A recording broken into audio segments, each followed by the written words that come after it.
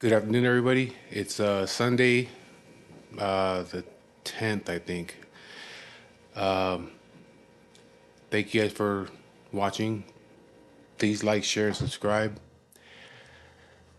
So I haven't been on for a couple days.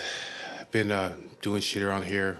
Yesterday I had some people over. I was gonna do a video yesterday, but because of the fights, I was busy around here doing other shit. But anyways, speaking of the fights, that Strickland fight was pretty goddamn good. Going into the fight, I didn't think that he was going to be able to beat Adesanya, but after that first round, Adesanya didn't look like his normal self. So, you know, uh, if you bet on Strickland yesterday, you made some pretty good fucking money because the odds were way, way against him. Anyways, today's story I'm going to tell you about is how me and some family members back in, I'd say 94, 93, 94. Back then, this is when I was in Fresno again. I was already paroled. I was up in Fresno, and I was selling, dope here and there, but I wasn't balling in that shit. I was just making enough to get by and shit. Never tried to get rich off selling dope. But at this time, it was kind of dry, so the family, none of us really worked. I think my uncle was the only one that worked, and there was a lot of us out there.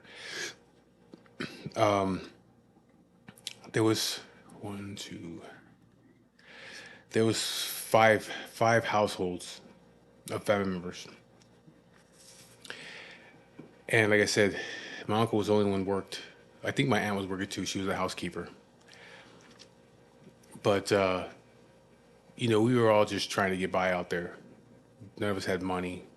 Some of the women were on getting welfare.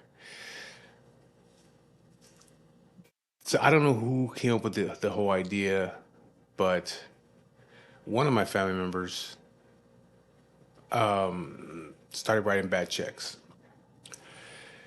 And so what they were doing, I think it was one of my aunts. I think it was my aunt that started. I think my uncle's the one who showed her how to do it.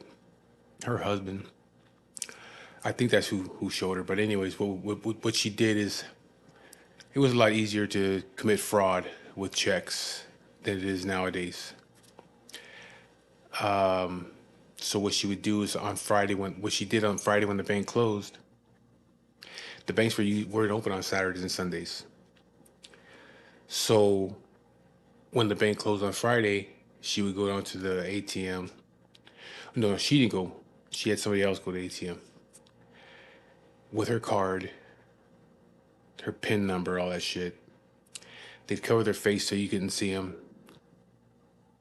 There's these envelopes that you used to put your money or your checks in, and then you would write how much money was on that check or how much money was in the envelope, how much cash. Then you put the envelope into the machine. Then they would ask you how much money you deposited. Was it cash? Was it checks? Whatever, So all you had to do is put in like, just say you deposited $400. All you had to say is that I put $400. There was nothing in it. It was an empty envelope. You put that shit in there and put in the system that you had put $400 in there, cash.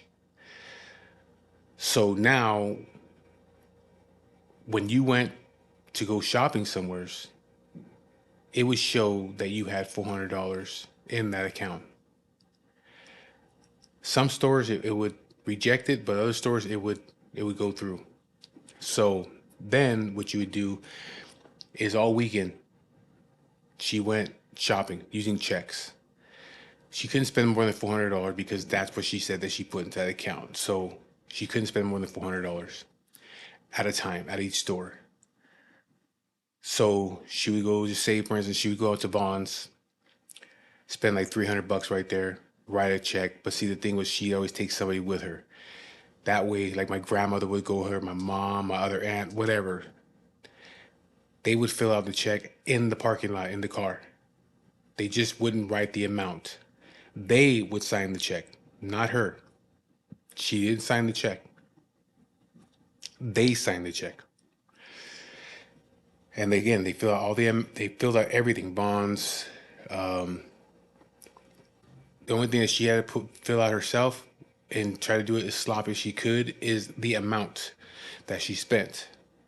So when they went inside, she would spend like say 300, $350, whatever. She could not go over 400. They give her the total $325. So she write 325 and put 325 in handwriting. Give them the check. They'd run it through, and it would come back cool. It would be good. Sometimes it wouldn't. So it was like it was a 50-50 chance. It was more like a 90 to 10%. 10% it wouldn't go through. 90% it would. If it didn't go through, it would say insufficient funds. She'd like, okay, she would leave that store, go to another store. Well, they were going to the market. They were buying groceries for every household there. $300, $400 with the groceries. They go to like Kmart, Target, Mervyn's, all these fucking stores. Every store you went to, you could spend up to $400 because that's what the account would show that was in there. $400 pending or whatever, but it would say $400. So she did that. I don't know how much she spent. I think it was somewhere like 7, 8 grand. Then the next family member did it the next weekend. Oh, what she did was a month later, all these bills would come. These bills would start coming. But after the weekend that she spent that money, because you can only do it that one weekend. So after the weekend she spent that money, what she did is she went to the police station and said that her purse was stolen from her car, and she got a police report saying her purse was stolen. That she had some cash in there, a little bit of cash, some credit cards, ATM cards, blah blah blah, whatever. Her purse was stolen. They gave her a police report. Now she take that police report and wait. A month later, 3 weeks later, whatever it was, the bills would start coming for all this stuff. Target, Kmart, the market, Mervyn's, wherever they went. These bills would start coming, saying there was no funds, insufficient funds, insufficient funds. What she would do is she'd make a copy of that police report, put that with the bill in the fucking return envelope, send it back to them, and it would clear the debt because it showed that her purse was stolen, that this was fraud. Somebody committed fraud. But they'd also have her sign, like it's an affidavit, it's all this shit, sign these things to see the signatures. Well, she never signed the checks. Somebody else did. So they would see the signature. Oh, that's not even her. They would look on the old checks too. They would compare them to old checks, the checks that were the bad checks, and her signature now. And they would compare them like, okay, this person is not her. They didn't sign it. So somebody else was always signing the check. Somebody else's signatures and handwriting was always on the checks. So it would clear. So every single bill that would come, she'd do the same thing. Send a copy with the police report back to them, clear it. So then the next weekend, another family member did it. Then the next weekend, another family member did it. And we were every weekend for like a month, we were writing bad checks. So me and one of my exes, we said, fuck it, let's do it. So we did. And we spent 10 grand in one weekend buying stupid shit too. I mean, I was buying groceries for all the family, spend like 300, 400 here, take my grandma to the market, buy her whatever she needed from the market, $2, 3, $400 worth of food. Uh, Same thing for our house. But we just bought all kinds of shit. I bought just some of the shit was just stupid shit, buying dumb shit. But we go and buy plates and stuff like that for the house. Small furnishings. Plates, dishes, you know, pots and pans. Good shit too. Home decorations and shit like that. So we did that, and same thing. We went to the police, told them that her purse got stolen out of the car. Got the police report, made a bunch of copies. As soon as them bills started coming, you send the bill back with the copy of that, cleared it. So that's then some of the stuff that we were buying, we were selling it. We buy if somebody wanted something. What do you need? You need what do you need? And where do you need it from? Okay, I'll go get it. Go buy write a bad check. It was so easy back then to write bad checks. I found some checks in the apartment next to my aunt's apartment. The dude had moved out. He was the next door neighbor. He moved out, and we went into his apartment because he left the door unlocked, and he left all kinds of shit in there. And so we're just rummaging through shit to see if we can find any jewelry or any cash because there was just so much stuff that he left in there. And we found his checkbooks. And I shit you not, man. We were writing. We were young too. We were just doing dumb shit. We were writing checks for Bigfoot pizzas because we feed the whole fucking family. We buy like four of them, and call the family over and write a bad check. They weren't even asking for fucking ID. They were paying you paying with cash or check. We're paying with a check. Okay, cool. The guy come. We write a fucking check, give it to him. He take off. We'd have 4 or 5 Bigfoot pizzas. That's when Bigfoot pizzas were around from Pizza Hut. We go to 31 Flavors. We tell the whole family, because there was probably like 20 of us out there. Hey, come over to Grandma's house. Tell us what you want. We're going to go to 31 Flavors and we're going to write a bad check. What do you guys want? So they tell us what they want. They write it all down. We go out to 31 Flavors with that dude's checks. Fucking write a check for like $100 with a fucking banana splits for the whole family. Those were easy to do. Those kind of check fraud was easy to do when you were doing like food and delivery shit like that. You couldn't really do it at markets and stuff like that because you needed the ID. But a lot of the times, the motherfuckers that was delivering to your house for pizzas and all that shit, they didn't ask for the ID. You just give them the check, and then you write them a fucking check for a good tip. You know what I mean? Like, here's I'm gonna write this check for you. That like you would ask them like when they come to the door, like, hey, what's your name? Because I'm gonna write you a check for a tip, man. I'm gonna give you a $20 tip for coming over here. They would get so excited that you're gonna give them a big ass tip. Now you're talking about in the early '90s. They didn't give a fuck about senior ID. They're like, oh shit, this dude's about to give me $20 or $30 as a tip. Just write them a fucking check. This shit was gonna bounce anyway. It wasn't even our checks. So we were getting over selling. I mean, we were getting over buying pizzas and shit like that for the family, taking care of each other. And then I found out about the Rent-A-Center scheme, and that was another one it was another fraudulent scheme that was very easy to do. I'm pretty sure you can still do it now. I'm not telling you to go and do it. I mean, it's just because Rent-A-Center don't give a fuck. They lose furniture constantly and they just write that shit off. But so I'm not telling you to do a fucking Rent-A-Center scheme. I'm just telling you how I did it up there in Fresno. I needed some money and I was kind of broke. And I needed some money because I wanted to re-up. I wanted to buy some more dope. And I wanted to buy a good amount. So my uncle comes to me and says, hey, man, you want to make some money? And I was like, yeah, what's up? And I can't remember what it was. I want to say it's like $400 maybe. He's like this $400 or $500. This dude's gonna give you four. I don't want to say five, but let's just say five. I think it was $500. But I think he was like, hey, this dude's gonna give you $500. He goes, so and so, the fat dude. I was like, yeah, I know. Yeah, well, he wants a fucking big screen TV. Now we're talking big screen TVs, not like we have now. We're talking about the big wood ones, the Mitsubishi big screen TVs. Those were the shit back in the day, the projection screen TVs. And they were really big. I think they were like, well, at that time they were big. I think they were like 50-inch TVs at the time. And but to have a Mitsubishi big screen TV was like, that was the TV to have. And a four-head VCR. You had the regular VCR, then you had a four-head VCR, had better sound quality, better picture, all this shit like that. So these things were like top-notch shit back then in the '90s. So he's like, check it out. He wants a fucking Mitsubishi big screen 50-inch TV and a 4-head VCR. He give you 500 bucks for it. I said, okay, so where the fuck am I gonna get a TV from? You know, like you can't just fucking steal a fucking big screen TV. It's a big wooden box. You know, it's huge. He's like, no, this is what we're gonna do. We're gonna go down to Brandon Center. He's gonna give you $100 cash. That's not including your money. You're still gonna get your 500, but the $100 cash he's gonna give to you. You're gonna take it down there. You're gonna fill out the paperwork to start an account with them. You tell them you want the 50-inch Mitsubishi big screen and a Sony 4-head VCR. You give them a $100 deposit. They're gonna deliver the shit to your house, and then we're gonna take it and we're gonna sell it to him. You're gonna sell it to him. He's gonna give you the money for it, and then what we're gonna do is we're gonna fucking fuck the house up a little bit, break some shit in the house, like some pictures or whatever. Call the cops, tell the cops that your house was robbed. They're gonna come down, give you a police report. You take that police report, take it back to Rent Center, tell them that your house was robbed.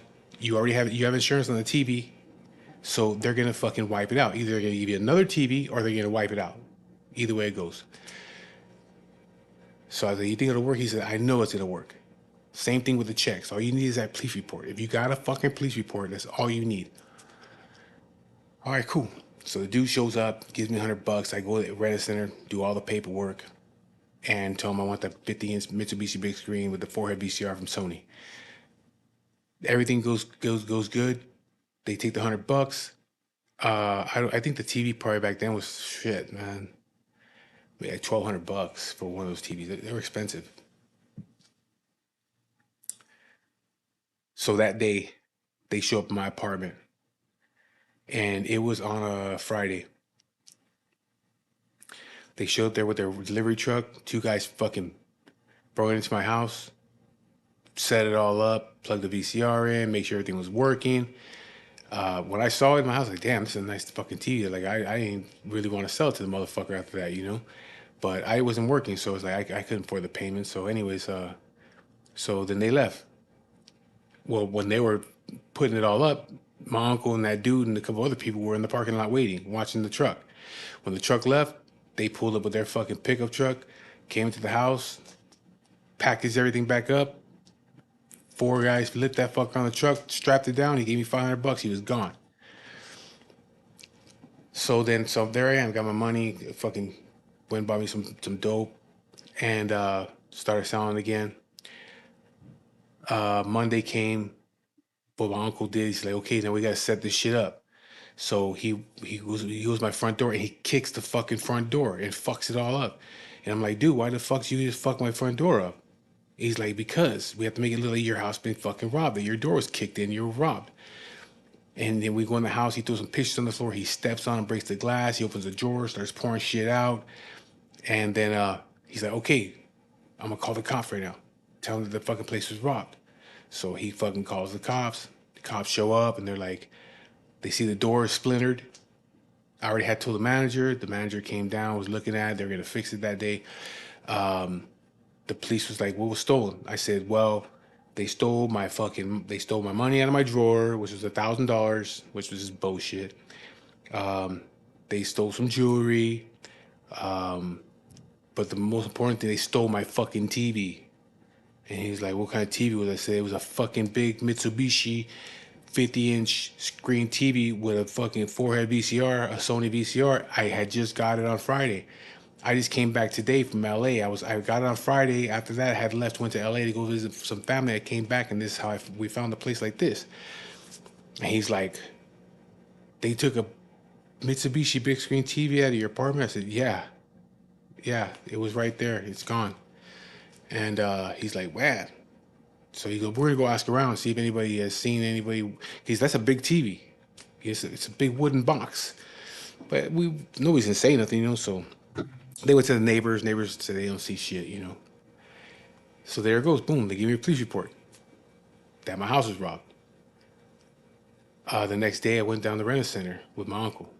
And they were like, hey, what's going on? How you liking the TV? And yada, yada, yada. And I gave them the report. I said, here, check this out, man. After you guys dropped the shit off, I went to LA to visit the family. Came back, somebody broke into the fucking apartment, stole the fucking TV and a bunch of other shit. And they're like, "Oh fuck, really?" So they look at the police report and like, "Oh fuck, that sucks." Well, don't worry about it. You're insured. Don't worry about it. You got the police report. It's all insured. We could deliver another one to you today if you need it. If you want it, I said, you know what? Nah, man, I live in a fucked up area. I mean, they just already robbed me for my TV. You know what I mean? You think they're gonna do it again? Nah, I don't want to, dude. So they ended up refunding me the $100 for the down payment, and it got cleared. I never paid for that. I just gave that dude that back the $100, and I kept the 500. He kept the TV and the VCR. But like I said, it was easier back then to commit those kind of fraud. You know, there was other shit that we was doing out there to make ends meet. Um, go stealing from the. I would go steal from. I know it's kind of fucked up, but you know, we were trying to live. You know, and my uncle would go into the hardware stores, like Osh and Ace hardware stores and shit like that. I don't know if Home Depot was around yet or if it was still Billis Emporium, but we go to the hardware stores and we go in the early morning or we go in the evening when the contractors were there. See, the contractors would be there in the morning picking up supplies, or they'd be there in the evening picking up more supplies for the next day. So when he's inside stealing shit, I'm outside walking the parking lot, checking their toolboxes. You see, because they had these contractors had big toolboxes on the back of their fucking trucks. You push the button, if they popped open, then I would take whatever was in there. So I would come up on fucking like Makita drills, DeWalt's, um, Craftsman, whatever the fuck they had. Any kind of power tools and batteries and chargers, I'm taking them. You know what I mean? I'm taking that shit. Anything, the expensive tools, you know, I was taking that shit too. And we would just just walk through the parking lot. You know what I mean? People can still do that shit down. You know what I mean? If people ain't smart enough to lock their fucking toolboxes when they go into Home Depot, especially when it's the evening time, it's dark outside, and you know, you pull up next to a fucking truck, you go over there and hit that button, the fucking toolboxes open up. Usually they have all kinds of power tools in there. So we'd steal their sawzalls, the skill saws, whatever they had. We were stealing it. Then we take them to the pawn shop. And or we sell it to somebody that needed power tools. You know, a lot of this stuff was real good quality shit, you know. Impact drivers and stuff like that, you know. So we'd steal all that kind of stuff. We even steal like fucking hand tools if they had them in the back of their, you know, like shovels and shit like that. My uncle and them, they wasn't stealing fucking lawnmowers. So, and I'm not talking about regular fucking lawnmowers. I'm talking about them riding lawnmowers. You know what I mean? Take like fucking 3 guys with you, 4 guys with you, and wheel the motherfuckers off a trailer. Pick that fucker up and put it in the back of a truck. Be gone with it. I mean, it got so bad that they would pull up to these fucking to the paisas out there, and they mow on the lawns at these fancy houses out there. And my uncle and his partners and sometimes me, we'd go cruise around these fancy neighborhoods, and we see the fucking paisa dudes right there parked, you know, at a house getting out. They go get their lawnmowers out. Boom, they fucking do the lawns real quick, and then once they went to the backyard, they come out, put the lawnmowers back in. Then they get their blowers, their weed eaters, and their shears and all that shit like that.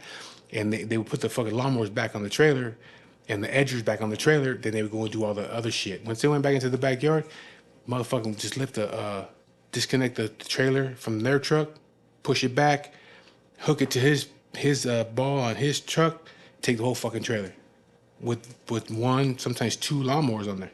Now you're talking about riding lawnmowers, or the ones you stand on and they have their own power. Very expensive lawnmowers, selling for like $500 a piece. You know, that shit was going for a long time. From what I had understood is that at one point they had like a task force out there looking for my uncle, because he was stealing so many fucking lawnmowers. It was ridiculous. And he was selling for like $500. And you're talking about, you know, $3,000, $4,000 lawnmowers, but just a quick buck. It didn't matter because all he had to do was pull up, they lift it, hook it to his shit, gone. Go down the street, put the chains on, you're out of there. And whatever was on there, he would sell the fucking trailer, he sell the lawnmowers, whatever tools were on there, he'd sell all of it. And I know of a dude that he was selling the shit to, that he started off as like him and his father started off as a small business, mowing lawns. And About a year and a half later, they had a shitload of riding lawnmowers. They had a bunch of guys working for them. They had all these fucking tools because it was all being provided to them by my uncle because he was selling them all that shit where they started a big business. And so, yeah, they had like certain people out there looking for him, trying to find out who the fuck these guys were that were stealing all these fucking trailers. But again, like yeah, it's fucked up, because the Paisa dudes were losing all their shit. They lose all their shit. And all they have left is their fucking blowers and their edgers, whatever they had in their hands. Because when they come out of the fucking backyard, everything else is gone. Their pickup truck was there, but the trailer with all their shit on it, the whole thing was gone.